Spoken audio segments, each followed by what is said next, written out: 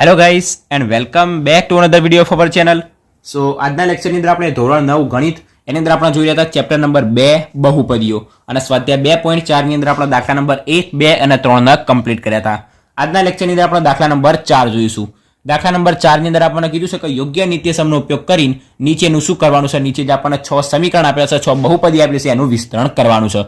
બધી જે બહુપદી રહી એક જ જેવી છે, બરાબર, એનું આપણે વિસ્તરણ કરવાનું છે. દાખલા નંબર 4 6 દાખલા આપેલા છે, એક જ જેવા 6 દાખલા છે. ફટાફટ વિડીયોને સ્ટાર્ટ કરીએ. વિડીયોમાં અંત સુધી બને રહેજો. બધા દાખલા તમને કમ્પ્લીટ આવડી જશે એ મારી ગેરંટી છે.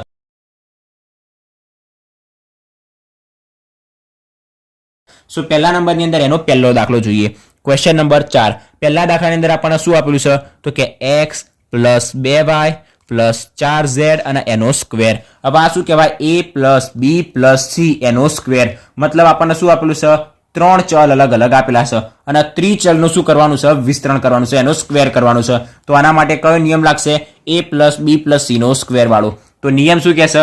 a + b + c નો જો સ્ક્વેર હોય તો બરાબર શું લખાશે? પહેલા પદનો સ્ક્વેર પ્લસ બીજા પદનો સ્ક્વેર પ્લસ ત્રીજા પદનો સ્ક્વેર પ્લસ 2 ઘરના પહેલું પદ બીજું પદ પ્લસ 2 ઘરના બીજું પદ ત્રીજું પદ પ્લસ 2 ઘરના ત્રીજું પદ અને પહેલું પદ. તો બરાબર આપણે સ્ટાર્ટ કરીએ. નિયમ પ્રમાણે સ્ટેપ બાય સ્ટેપ જઈએ. પહેલા પદનો સ્ક્વેર મતલબ x નો સ્ક્વેર પ્લસ બીજા પદનો સ્ક્વેર મતલબ 2y નો સ્ક્વેર પ્લસ ત્રીજા પદનો સ્ક્વેર મતલબ 4z નો સ્ક્વેર. પછી બધી જગ્યાએ પ્લસ હોય એટલે બધી જગ્યાએ પ્લસ જ ચલાતું જવાનું. પ્લસ 2 ઘરના પહેલું પદ બીજું પદ પ્લસ 2 ઘરના બીજું પદ 2y અને ત્રીજું પદ 4z પ્લસ 2 ઘરના પછી ત્રીજું પદ અને પહેલું પદ. કમ્પ્લીટ આટલા સુધી.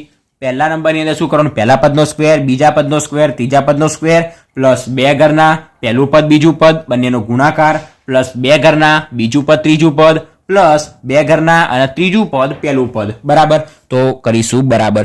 x નો સ્ક્વેર એટલે x સ્ક્વેર પ્લસ 2y નો સ્ક્વેર 2y નો સ્ક્વેર મતલબ 2 નો સ્ક્વેર 4y નો સ્ક્વેર એટલે y સ્ક્વેર પ્લસ 4z નો સ્ક્વેર 4 નો સ્ક્વેર એટલે 16z નો સ્ક્વેર એટલે z સ્ક્વેર પ્લસ 2 ગુણ્યા x ગુણ્યા 2y તો 2 ગુણ્યા 2 થશે 4 ગુણ્યા x ગુણ્યા y તો 2 દુ 4xy. આને ધ્યાનથી સમજો 4xy. પછી પ્લસ 2 ગુણ્યા 2 ગુણ્યા 4 તો 4 દુ 8 દુ 16yz તો 16yz. પછી પ્લસ 2 ગુણ્યા 4 ગુણ્યા x અને z તો 4 દુ 8zx 8zx.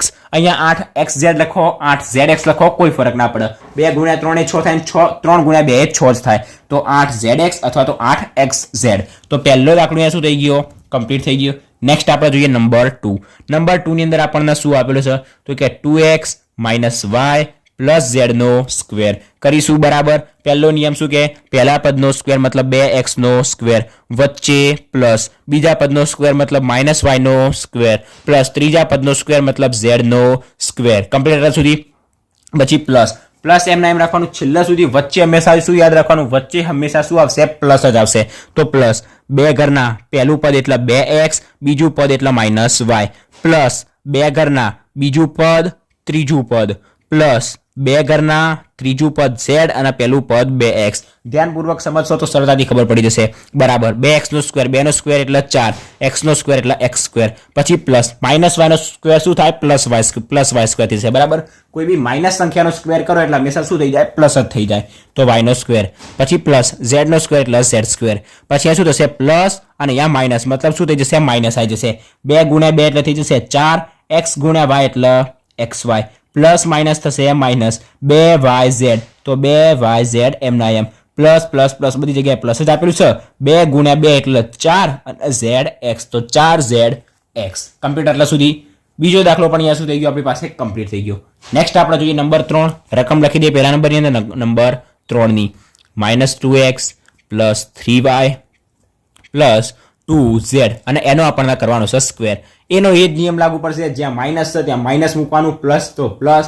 એનો એ નિયમ લાગુ પાડવાનો. તો પહેલા પદનો સ્ક્વેર મતલબ -2x નો સ્ક્વેર પ્લસ બીજું પદ એટલે 3y તો 3y નો સ્ક્વેર ત્રીજું પદ એટલે 2z તો 2z નો સ્ક્વેર પ્લસ 2 ઘરના પહેલું પદ -2x બીજું પદ 3y પ્લસ 2 ઘરના બીજું પદ 3y અને ત્રીજું પદ 2z પ્લસ 2 ઘરના ત્રીજું પદ 2z અને પહેલું પદ -2x તો કે બરાબર -2 નો સ્ક્વેર શું થઈ જશે +4 જ થઈ જશે અને x નો સ્ક્વેર એટલે x સ્ક્વેર 3 નો સ્ક્વેર 9 y નો square y square 2z square નો સ્ક્વેર એટલે 2 નો સ્ક્વેર 4z નો square z square plus minus plus તો -2 દુ 4 તરી 12 xy તો 12xy પ્લસ પ્લસ પ્લસ તો બધી જગ્યાએ પ્લસ 2 તરી 6 દુ 12 12yz પ્લસ પ્લસ માઇનસ તો પ્લસ માઇનસ થઈ જશે -2 દુ 4 દુ 8 અને zx કમ્પ્લીટ આટલા સુધી. હવે zx લખો xz લખો એની અંદરથી કોઈ ફરક પડતો નથી બરાબર. શું જે નંબર ત્રીજો દાખલો હતો એ પણ અહીંયા શું થઈ ગયો કમ્પ્લીટ થઈ ગયો. હવે નેક્સ્ટ આપણે જોઈએ નંબર 5 4 5 અને 6 માં દાખલા જોઈએ. નંબર 4 ની અંદર આપણને શું આપ્યું છે 3a - 7b - c નો સ્ક્વેર xyz ની જગ્યાએ abc આપેલું છે કોઈ ફરક નહીં તો કે બરાબર પહેલા પદનો સ્ક્વેર મતલબ 3a નો સ્ક્વેર પ્લસ બીજું પદ એટલે -7b નો સ્ક્વેર પ્લસ ત્રીજું પદ એટલે -c નો સ્ક્વેર પ્લસ બે ઘરના પહેલું પદ એટલે 3a બીજું પદ એટલે -7b પછી પ્લસ બે ઘરના બીજું પદ ત્રીજું પદ પછી પ્લસ ફરીથી બે ઘરના ત્રીજું પદ અને પહેલું પદ. કમ્પ્લીટ આટલા સુધી નિયમ યાદ હશે તો ફટાફટ દાખલા થશે. 3 નો સ્ક્વેર 9 a નો સ્ક્વેર a સ્ક્વેર -7 નો સ્ક્વેર શું થઈ જશે 7 નો સ્ક્વેર 49 તો -7 નો સ્ક્વેર પણ 49 થશે. b નો સ્ક્વેર એટલે b સ્ક્વેર -c નો સ્ક્વેર એટલે c સ્ક્વેર પછી અહીંયા જોઈએ તો પ્લસ માઇનસ થઈ જશે માઇનસ 3 દુ 6 અને 6 ગુણ્યા 7 એટલે 7 છંગ થશે 42 અને a ગુણ્યા b એટલે ab પ્લસ માઇનસ માઇનસ અને માઇનસ માઇનસ થઈ જશે પ્લસ અથવા તો direct minus minus plus plus plus plus 7 દુ 14 અને b ગુણ્યા c એટલે bc પ્લસ માઇનસ થઈ જશે માઇનસ 2 ગુણ્યા 3 એટલે 6c અને a તો 6ca કમ્પ્લીટ આટલા સુધી નંબર 4 કમ્પ્લીટ થઈ ગયો. નેક્સ્ટ જોઈએ નંબર 5. નંબર 5 ની અંદર આપણને શું આપેલું છે તો કીધું છે કે -2x + 5y - 3z એનો સ્ક્વેર તો બરાબર પહેલા પદનો સ્ક્વેર -2x નો સ્ક્વેર પ્લસ બીજું પદ એટલે 5y નો સ્ક્વેર પ્લસ ત્રીજું પદ એટલે -3z નો સ્ક્વેર પ્લસ બે ઘરના પહેલું પદ -2x બીજું પદ 5y પ્લસ બે ઘરના બીજું પદ 5y ત્રીજું પદ -3z પ્લસ બે ઘરના ત્રીજું પદ -3z અને પહેલું પદ -2x તો કે બરાબર -2 નો સ્ક્વેર એટલે 4x નો સ્ક્વેર x સ્ક્વેર 5 5 25 y નો સ્ક્વેર y સ્ક્વેર પ્લસ -3 નો સ્ક્વેર 9z નો square z square plus minus થઈ જશે -2 દુ 4 5 20 x ગુણ્યા y એટલે xy પ્લસ માઇનસ માઇનસ 5 દુ 10 તરી 30 y ગુણ્યા z એટલે yz પ્લસ માઇનસ માઇનસ અને માઇનસ માઇનસ પ્લસ અથવા તો માઇનસ માઇનસ પ્લસ અને પ્લસ પ્લસ પ્લસ તો 3 દુ 6 દુ 12 અને z ગુણ્યા x એટલે zx. નંબર 5 પણ કમ્પ્લીટ થઈ ગયો. હવે નેક્સ્ટ જોઈએ નંબર 6. શું આપેલું છે 1/4a - 1/2b પ્લસ 1 એનો આપણને સ્ક્વેર કરવાનો છે.